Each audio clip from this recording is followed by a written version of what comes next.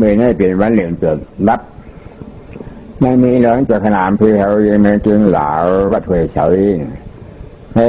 พิจหมากว่าเหมือนที่มาไข่รัดเหนือที่สังฆธรรมพุทธเจ้า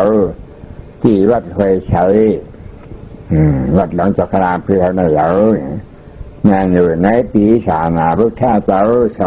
2554เรียน7 นัดในวันเมื่อเก่าก่อนวันเก่าพระพุทธมาบุญที่เลยหาเลยลัดหอสอนตะกาเขาในเมืองไทยเขาที่ตะกากุตะกุติกุจังวัดข้าเรียกจักจีกว่าก็เติภาคเหนือภาคกลางมันก็ยำจานต่างจุดทำอนาจารนั้นเจ้าบวชที่นั่นนี่กว่า4 ปาก3 ที่ปาก8 ปากนี่ต่างๆนั้นเลยใครรับเนี่ยกว่าทำเจ้าแจ่มดีชุดยังไงเก่าวันนี่5จำชุดนี่5 ปอกบางทีก็เก่าวันก็9 ปอกตั้งหมดประมาณนับฉันด้วยต่างชั้นเจอหนาโปรเหมือนที่นี่มีกว่า2 เห1 ปากครบ10 ไปปากมันอยู่ในเรานะอันหลักมาที่เราถึงเขาถึงพระนัทธาตุที่บากั้นนำเลยในห้องสอนนักเรียนประมวลกับติดต่างตรานี่ชื่อเจ้ากาหางปอนจองคุมจางตรงบ่งแหลงปางหมูนี่จีได้กวันสาทันเจ้าก่อนหนึ่งท่านเก่าปอกนับสั่งปางตราประมวลที่เนี่ยมีก่อช่องเห็นนี่ปากเขาคิดไปปากวันไม่ได้เรานะเหมือนเจ้าเขาขับปองท่านมาเจ้ากรรมฐานวิปัสสนาภาวนาเขาเจ้านั้นตราเนี่ยก็นั่นว่าอนัตตาเป็นนี่เป็นหรืออนิจจาก็อำนาจทุกข้าก็อำนาจการหน้าก็อำหอศิลาก็อำหอก้นข่าวเนื้อเชื่อมันจอมันก็การหน้าก็อำบอกข้าเจ้ากาเหศิลานั้นก็เมื่อกันไม่เชื่อก็ศิลานั้นครับเปิดคำรับบนมาสืบเปิดก็อำครับท่านบอกว่าเจ้ากรรมฐานวิปัสสนาเขาเจ้าไหนอำเฮ็ดการหน้าอำนี้สิ่งศิลาบอกว่าไหนเลยเมื่อจันวันเมื่อไหนประมวลที่ติขลาดเด้อนอกจากหน้าเราศิลานะให้ตัวป่องแรงใจให้แสนมันจากหน้าดูขลาดดีกว่าจากหน้าว่าไหนบอกว่าปัญญาตานำจัตตาตีที่จากหน้า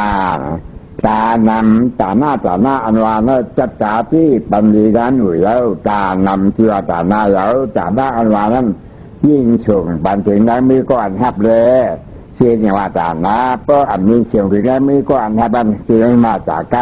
การบอกว่าเปิดใครเอาใครจริงมาใครจริงก้นใครจริงเนี่ยใครจริงประวัติจาก้านะตาหน้านั้นเรื่องกุบังเฉลี่ยตันนั้นหัวตาหน้า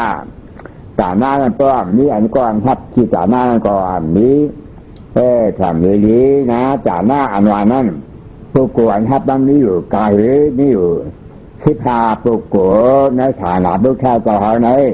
เพราะว่าผู้แค่เจ้าอันนี้นั้นทำมีกายนี่อยู่มีผู้รู้จนไว้เองนะนี่ที่ฌานก้นจุกศีลาแปลว่าก้นมีศีล3 ก้นมีศีลเพราะว่าก้นจุกศีลาที่เหมือนเจ้าดีศีลเพราะว่าเหมือนเจ้าจุกศีลาเหมือนเจ้ามีศีลเพราะว่าเหมือนเจ้าจุกศีลาเพิกเลยเช่เลยแล้วเกี่ยวกับอาภิงานไปการในก้อนกลางหาวในเขาก็น่าจริงอยู่นอกฐานะพวกชาติเจ้าเมื่อวันเราจีวาผู้ถือจนนะผู้ถือจนอันว่านั้นพออัตตาเป็กที่มาหน้าล้อพากิเลสามนาเลยคือเขาของผู้ถือจนเราเจ็ดชาติปริมา8ชาติปริผล9ชาติมีมาก10ชาติมีผล11อนาคามีมาก12อนาคามีผล13อรหัตามาก14อรหัตผล16ปัจจุบันบุคคา17บุคคาเจ้าเจ้าเป็นผู้ฮักผู้โกก็มีบุคอันฮักผู้โก17ก็ได้ถึงตาหน้าอันวานก็มีนะในฐานะบุคคาเจ้านั้นเบื่อหลุดขาดบุคโกมีกายหรือมา4 ผล4บุคคาเจ้ามีเก่าก็อันในห้องว่าบุคโกฮักตาหน้าในฐานะบุคคาเจ้าเรานะนอกจากบุคคาเจ้าห้องว่าบุคโกจน1ที่ฌาน2ก้นจุกศีลา3ก้นจุกศีลา4เหมือนเจ้าจุกศีลา5เหมือนเจ้าจุกศีลา6และที่ได้ฌานมี6 บุคคลเนาะ อันนี้มีนักศาสนาพุทธเจ้าท่านเนี่ยนักศาสนาพุทธเจ้าท่านเป็นปฏิกาพุทธาอันนี้อยู่ที่มันเจ้าเว้ยปฏิกาพุทธาหาหันทั้งมันเจ้าเว้ยมันจะพูดจะหันก็มาดำชันไทยนี่ที่มันตัวบาลีเว้ยเลยให้ว่าปฏิกาพุทธาอันนี้ถึงจะก็งานนี้นะท่านเนี่ยจ่าหน้าวันนั้นจำกีฬาแหม่เลี้ยงเขาเลยรู้เลยจันที่สานมือหมาม่าเราปากตัวนะปากตาเนี่ยอันเป็นเขาเลยจันเลยจันกวนตุกสีล่าอันนี้สีล่าก็เนื้อนะให้สารกวนตุกสีล่าอันนี้สีล่านั่นเป็นอย่างมือหมาม่าเราตื่นสายขาวแล้วมันนี้สีล่าอยู่กวนตุกสีล่าสมาธินี้สินแล้วเรียกมือหมาม่าไม่เอาปากตาเพื่อให้หรือกวนจุกสีล่าก็เลยบอกว่าไหนกวนจุกสีล่านั้นให้แสงเลยนั้นเดือดเท่าไหร่ก็เปิดมาโนชราภาวะถูกรับพ่ออะไรเลยมาเปิดกินกวนนั่งหยาบด่าเลยเอาที่มันมาเปิดกวนหยาบด่านั่นเนี่ยกู้สู่ความดีมันใหญ่นำเสือเล่นเข้ามือหมาม่าไม่เอาจ่าเนี่ยปากตานั่นเรานะเขาเลยปั่นเลยเลี้ยงกวนจุกสีล่าเว้นอันนี้สินนั่นปากก้อนะอันนั้นก็ปากตาอันเป็นเขาอยู่เราจันเลยเล่นเท่าคนนี้สินสีล่าก็เนยจ้ะคนอย่างนี้สินสีล่าหาไปหาป้าเตือนชวนก้อนอย่างนั้นเหรอทำไมเขาอยู่เราจันเลยเล่นคนนี้สินสีล่านั่นปากตาอันนั้นปากก้อเนี่ยอันเป็นเขาอยู่เราจันเหมือนเจ้าจุกสีล่าเหมือนเจ้านี้สินเหมือนเจ้าจุกปลาที่ก้าวก็เนยนะให้สั่งเหลือจานเหมือนจอดรถสีล่านั่นก็ทำมาก็นี้สีล่าใช่ป่ะเดินนั้นเหมือนจอดท่านนี้สีมาท่านนี้เจ้าคือมันเหนื่อยหนาเพราะอะไรจริงก็เขามองหรือว่าจานเขายังอันฉันชาเตะมาอะไรจริงก็เป็นเพื่อนกุ้งน้อยสังขารมาหดก้มถึงเลยอาชีพสังขารนั่นใหญ่หนานะอันนั้นเลยอยู่แล้วจานก็รถสีล่าก็รถสีล่าเป็นเหมือนจอดรถสีล่านี้สีก้อนเนื้ออะไรนั้นก็เป็นพอเขาอยู่อาจารย์เราเลี้ยงเหมือนเจ้าเสือเลยสังฆาชาติมากเลยอันนั้นเดือดกู้เสือเชื่อมันใหญ่หนาอันที่สังขารนั่นเรานะเขาอยู่อาจารย์เหมือนเจ้าทุกสีล่านั่นปากเองนะอันเป็นเขาอยู่อาจารย์เหมือนเจ้าทุกสีล่าเจ้าหนึ่งเจ้าเหลียวให้สั่งเหมือนเจ้าทุกสีล่าเจ้าหนึ่งเจ้าเหลียวเลยสิ่งสีล่ามันก็จัดหนานะสิ่งสีล่าก็จัดนัดสิ่งล่าไม่เหมือนเจ้าเราบุญเจ้าทุกเกินทุกปากที่กายเราเลยนะเหมือนเจ้าเราจะสั่งจะจ้างกันถูกเลี้ยงบอกว่าเจ้าฉายเจ้าจ้างกับนี้ศีลจุกศีลานะเราเลี้ยงเขาปากเลี้ยงเพื่อนกันเราเลี้ยงร้านชุกศีลานี่ศีลเจ้าเนื้ออันนี้เรียกปองใจรู้ง่ายนะถ้าเราหรือเราจ้างร้านเหมือนเจ้าแบบนี่ศีลปากเลี้ยงนะเพื่อเขาเลี้ยงเขาละเช่อันนี้เราจีบเป็นงานจัดบาสามารถในก้อนการหาเรื่องเจ้าเนื้อเฮ็ดเสียงเลยมีเจ้าชุกศีลานั่นนี่ศีลอยู่อาชีพมันจะมาเป็นอะไรละฮันละเชื่อจีจันละเชื่อจีจันมันเลยหรือบาตากู้สู่หรือบาตากู้สู่เลยกู้สู่อันนั้นกัดแขนนะคือกามาตากู้สู่เหมือนเจ้าชุกศีลาเป็นกามาตากู้สู่ไปเลย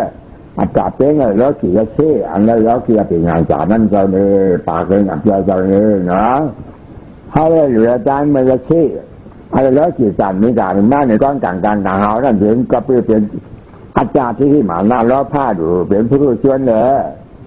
เป็นกันให้หรืออาจารย์แม่กาอาสาละ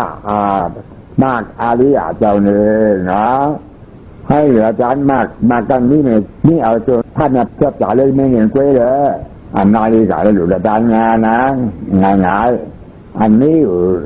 ข้าวยามเห็นนี่มากาอาสาละล่องมากันกล้วยให้เหลืออาจารย์แล้วก็อาสาละล่องมาปากเรื่องนั้นนั่นหรืออาจารย์เขาเลยเลี้ยงเขาเรื่องพัดซ้อจ่าพอดีผลเจ้าเนื้อนะถ้าเลี้ยงเขาเลี้ยงพัดซ้อจ่าพอดีผลเจ้าเนื้อปากจ๋านะเป็นไงให้หรืออาจารย์มักกาอาสาละลองสักการะจ่าไม่มากเจ้าเนื้อนะให้เหลืออาจารย์สักการะจ่าไม่มากปากจ๋าเราเป็นกันให้เลี้ยงสักการะจ่าไม่ผลจ่าเนื้อนะให้เหลืออาจารย์สักการะจ่าไม่ผลปากเนื้อเป็นกันให้เหลืออาจารย์มักกาอาจาระร้องมักอาณาจามีมากอาริยาเจ้าเนื้อนะให้เหลือจานมักกาอาจาระอาริยาจะปากกาไม่ให้เหลือจานอาณาจาริผลเจ้าเนื้อนะให้เหลือจานอาณาจาไม่ผลปากกา bên ở hai lửa trái á tha ma ca á giả la á tha ma giàu nè nó lửa thái ma á giả la nó hai án giảปากกาจ่าล่าปากนี่เบ๊ก็ได้เหลือจานท่าผลเจ้าชาลีบุตรเขาเจ้านางสื่อมาเขาเจ้าจ่าเดินนะถ้าเหลือจานหันจ่าเขาเจ้าเรื่องปากนี่คือเบ๊ก็ให้เหลือจานจะบุกชาไม่อายุชายเจ้านี่อยู่นั่นจ่าเด้งนอกจากหน้าเราแล้วนี่มาหนังไหนแล้วนะจ่าหน้านั่นเพราะว่าเขาพบเพื่อนงานฉาหน้าพระเป็นเจ้าเลยเขาเหลือจานนั่นจ่าได้นี่สองจ่าหน้าเนื่องว่าจะมีชีด้าจ่าหน้าห้องว่าจ่าหน้าจำย่อมาหมังเป็นคู่ของเขาอัตตามาหน้าล้อผ้าอยู่แล้วจะหนาวป่ะห้องว่าจ่านปัจจุบันจ่าหน้าของอัตตามาหน้าล้อผ้านะล้อผ้านั้นใครไล่แค่เป็นอย่างเป็นอาจารย์ว่าเป็นเก่าบ้านหน้าว่าเก่านี้รอพาใครเลยเป็นอย่างเป็นใครเลยคือใครเลยเสียงใครฮับขันที่สิ่งที่ผีที่เห็นก้นเฉยอยู่ห้องอาจารย์รับประตูประจานแล้วจากหน้าของนอกศาลาบุกชาเจ้านะห้องที่หน้ามาเป็นวัดจ้านี่ซิวจ้าตายแล้วเกิดย่อตายแบบเราการในบ้านนี้ได้ตาหน้าอันนี้หน้าตาล่าด้านถึงเขาหูจักอนัตตาเสียวก่อนเสียงแรงจากอนัตตาบอกว่ามักกะเอาสาราตาหน้าของอรหันต์อริยะเขาจะหลุดจันพอเอาวัฏจานิสีจ้าวิวัฏจานิสีจ้าตาหน้าตาเราออกพ้นจากวัฏทุกข้าเป็นมานิจ้าตาหน้าเรานะปานิจ้าตาหน้าเลยวัฏจานิสีจ้าวิวัฏจานิสีจ้าตาหน้าเราเสียงเพราะเป็นคนผ่าจากทุกชาติเสาเลยยาเลยเฮ็ดเลยสร้างแต่ให้เงาจ่าหน้าอัตตาจ่าหน้าปัจจุบันจ่าของอัตตาเป็นเก่าหมาหน้าเก่ามีล้อผ้าใครไล่ใครเป็นยองเป็นใครเชื่อจิตดีเชื่อจิตก้นเชื่อหรูจ่าหน้าอันนั้นหนูดีเดียวนะท่านในผู้กูฮับบังก็บ่พวกเพื่อนงานฉาบทำพระเป็นเจ้ามีฉาสันนาพระเป็นเจ้าอาริยะเป็นเจ้าอาวานก็มีป้อมมีเอาการหลุดจังงาหลุดเชื่อเย่ก็หลุดก็จังก็เป็นอัตตามาหน้าล้อผ้าก็ฮับก็ด่าด้านั่นก็ทราบเป็นอัตตาบ่าหน้าล้อผ้า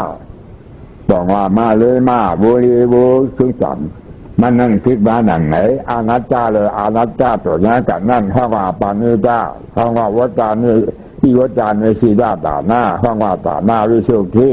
อาจารย์เลยอาจารย์เราท่านบอกว่าตาหน้าตาดับปัจจุบันตาหน้าอับจริงอับบอดอับใสมีเปลี่ยนเก่านี้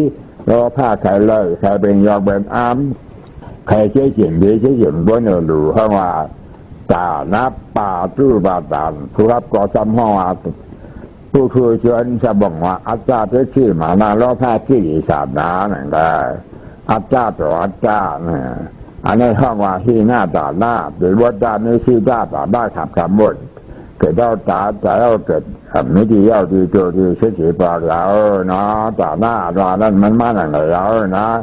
ตานำจัดตาตีที่ตาหน้าตานำตาหน้าหน่อยนะจัดตาที่ยิงอยู่ล้างบันในติดในมีก็ไปฮับดันอยู่แล้วนะก็ไปฮับมาลับเลยมานั่นเกี่ยวกับศาสตร์กับบุคคลเราทั้งหมดดี16ปุกุเนาะในศาสนานั้นมีพุทธเจ้าเลยอริยเจ้ามีเก่าปุกุเนาะนอกศาสนาท่านมีจิตฌานมึงจะคนทุกข์ขี่ราคนทุกข์ขี่ราถามก็มึงจะทุกข์ขี่รามึงจะทุกข์ขี่ราหาก็ละเชื่อละฌาน6ก็ในเขา6ก็นั่นเป็นผู้รู้จนบอกว่าอาจารย์ที่มาหน้าล้อผ้ากิเลสอาจารย์นะ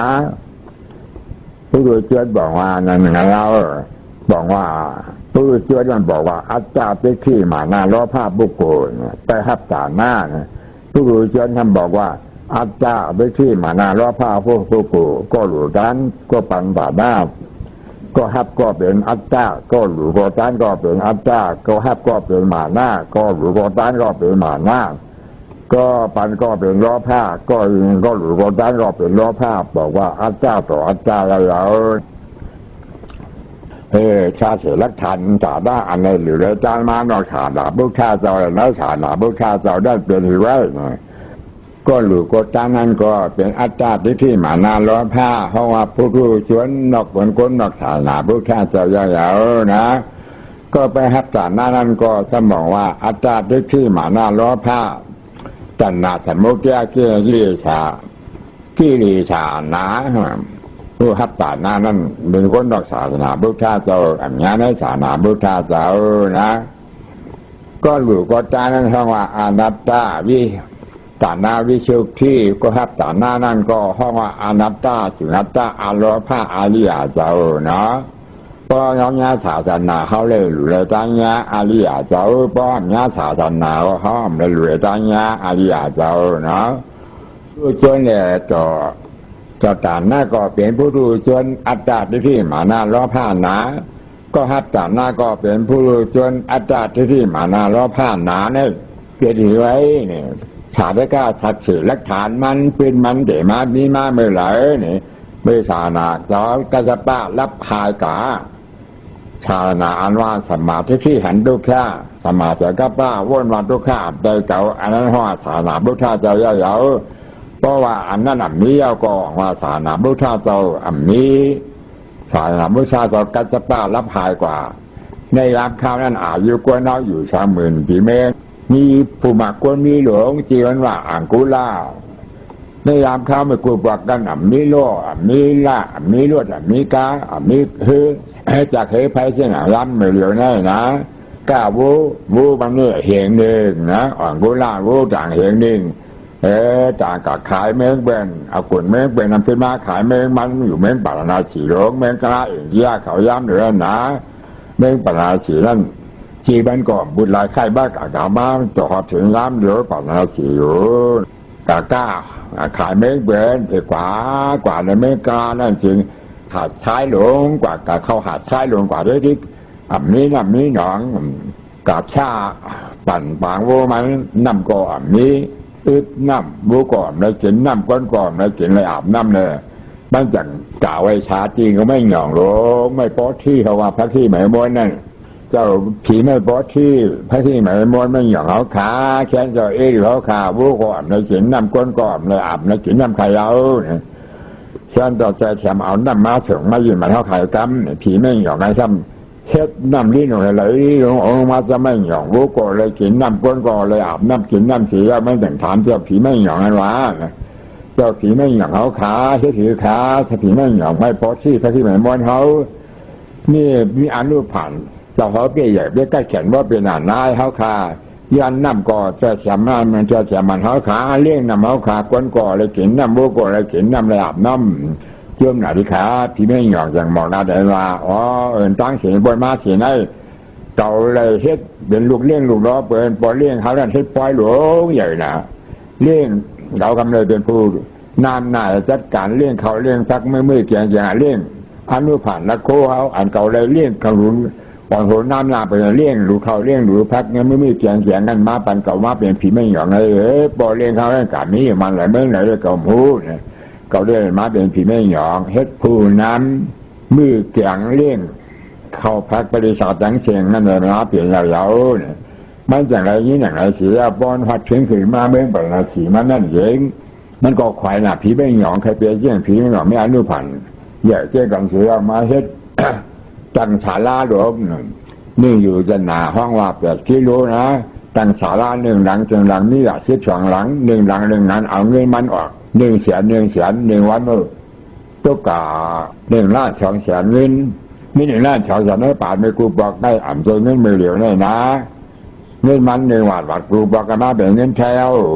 20,000 บาทนะ1 ล้านมาเป็น2 ล้านบาทเงินแถวเยอะเลยนะ1 วัน12 แสน1 ล้าน 2 แสนล้าน 2 แสนศาลา1 หลัง1 แสนใครเกินหมากวางแทงเกินน้ำบุญน้ำกัดน้ำมันน้ำเจิ้มเข้าพักกูสั่งกูเปลืองเลี้ยงกะก้นมากูวัน1 วัน 1 ล้าน 2 แสน1 เดือนนั่นพอ1 เดือนนี่มันตัวกากเฮ้ยนี่นะ1 วันล้าน 2 แสนเดือนละ36 ล้านนะ1 ปีซ้ำ3 บาท 12 ล้านปากปีเมื่อถึง3เหง2ปากเช้าล้านปีเมื่อ312,000ปากล้านมือปีเมื่ออะไร3 ล้าน120,000 ล้าน20,000ปีเมื่อปากเงินกาหือ6,240,000 ล้านมันอันกู้ล้านหลูจานคาจาน20,000ปีเมื่อนั่นอาริยะเจ้าหนึ่งก่อนอัตตาต่ออัตตาก็หลูก็เป็นอัตตาหมานาที่ขี้ล้อผ้าก็ไปหับด้านนี่ก็เป็นอัตตาที่หมานาล้อผ้าบอกว่าผู้รู้ชนต่อผู้รู้ชนผู้รู้จานต่อผู้รู้จานสองผู้รู้จานอย่างนั้นปีเมื่อ20,000 ปีตอนตายแล้วเมื่อเปลี่ยนผีเมื่อมีเมื่อจ่าวถึงสาพื้นผีช่ออ่างกู้เล่าตัวยามอยู่อยู่มันที่ได้อยู่เหงปีเมื่อจ่าวถึงสามาเป็นอยู่30 ล้านเดียวเมื่อกวนนะบุกูอนัตตาดันทีบันธรรมห้องว่าศีลาวิสุทธินะจับจานหน้าธรรมจานหน้าวิสุทธิ2วิสุทธิก็เพิ่มยากันนะเพราะอ่ำจะได้ฐานะพระเป็นเจ้าจริงแต่เดี๋ยวเลยหลุดเลยจ้างเจียงในอ่ำนี้เมื่อหน้ากูลานั่นเหล่าเมื่อรักฐานศักดิ์สิทธิ์มันเมื่อพุทธาเจ้าเขาเป็นพุทธามาเสียว1ว่าเอาเธอเอาว่าที่มักกะตาวนเถิดดวงถึง2ว่าที่2นั่นเอาว่าที่หลาจ้ากาเหชนป่าไม่ช้างนะในยามเขานั่งลุกเชื่อจับจินจับพระเป็นเจ้าเขาจีมันจะอนุโยธานะจุ่มเชื่อจอนุญาเขาตอนนี้1พัทติยา2กิวาจา3อนุโยธา4สันนาทั้งหมดเขาต่อ6ก็มือ6เครื่องยาพระเป็นเจ้าเหี้ยวมือเป็นยานจากอนุโยธาอยู่ในหลวงป่าไม่สร้างเสียแจ้งกันตราเหี้ยวเลยตราหรือจามยาเสียวเขามาเมืองข่าวตรงซ้ำในเมืองหลาจะกาเหหลาจะจุในนั่นมิจิมันว่าใจอิงต้าเนี่ยใจอิงต้าเนี่ยทิศพิขามากาอาจาล่าลองมากอาริยาเจ้าเนี่ยเป็นอนัตตาบุคคลแล้วเขาตาเองไม่ลองใส่ในวัดเจ้าอนุโยธานั่นอยู่แล้วต่อให้นั่นเหมือนนั้นเองตายนั่นก็เลยตายกว่าแล้วไม่เปลี่ยนในเมืองผีจ่าวจิงสาบุญหนึ่งเก่าแล้วนะเข้าตานี่เว้เนาะแต่กูลาซ้ำ20,000 ปีเมืองนะไม่เปลี่ยนผีกูลาไม่อยู่ที่จ่าวจิงสาทั้ง2กอเพราะว่าพุทธาเจ้าเขาว่าอะไรถึงมาใน7ว่านั่นเองขึ้นเมื่อผีจ่าวจิงสาเมื่อลัดใครเนี่ยอาพี่จำมาบอกว่าอนัตตาอยู่ลึกนะจับน้ำจับกลุ่มเจจูเมเกเจ้าที่มันว่าสันตุสีดาคนผีเมืองทุกสีดานั่นเอาในยามข้าวเมื่อพระเป็นเจ้าพระเผียวเมื่อกาเมื่อผีจังหวัดอินสานอ่างกุลาและอิงจานั้นกองมือเป็นกันนนเข้ามาชื่อพระเป็นเจ้าอ่อนดังเป็นหมดมาหนังหิมบรรณาพระเป็นเจ้านั่นเอาเพราะนั้นเรายังคุณผีดังเสียดังหลวงเขาคุณหมาฆ่าสิจ้าเขาฐานที่ปลาย3 คนเข้ามาว่าเข้ามาไหน